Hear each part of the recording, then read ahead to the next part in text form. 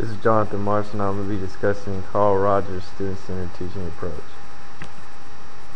Carl Rogers is considered by many to be America's most influential psychologist. His career covered 6 decades, and his professional writings are comprised of over 200 articles and 15 books. Rogers originally went to college to study agriculture, then switched to history and religion, and then decided to pursue a doctorate in clinical psychology. While studying in college, he was exposed to works by E.L. Thorndike and Sigmund Freud. Rogers' work was also influenced from his experiences while serving as director of the Child Safety Department at the Rochester Society for the Prevention of Cruelty to Children, as well as the Rochester Guidance Center.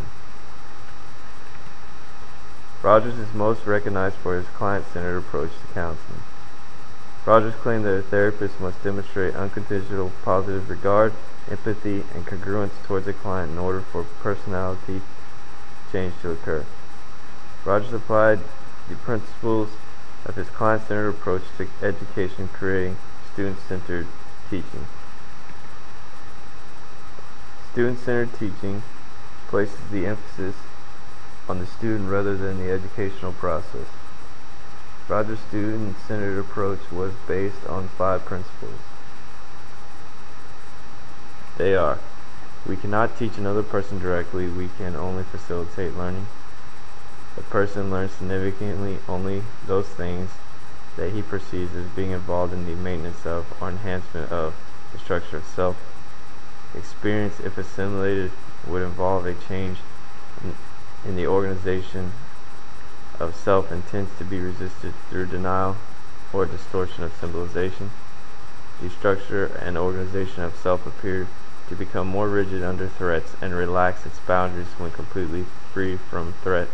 And finally, the educational situation that most effectively promotes significant learning is one in which threat to self of the learner is reduced to a minimum and differentiated perception of the field is facilitated.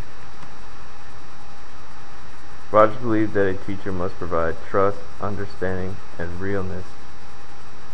Rogers also thought that it was important for teachers to challenge students enough to maintain attention, but not so demanding to lead to discouragement. Rogers also felt that it was important for teachers to relate material to students and address particular needs of students. An example would be to teach students how to apply certain physics principles to a problem rather than teaching physics chapter by chapter from a book. Rogers viewed learning as a completely internal process controlled by the learner. He claimed that learning is a natural process and compared it to breathing. Rogers defined the role of a teacher as the facilitator of learning. He also believed the critical element in the learning process is the personal relationship between the facilitator and the learner. Listed here is the references used in this presentation.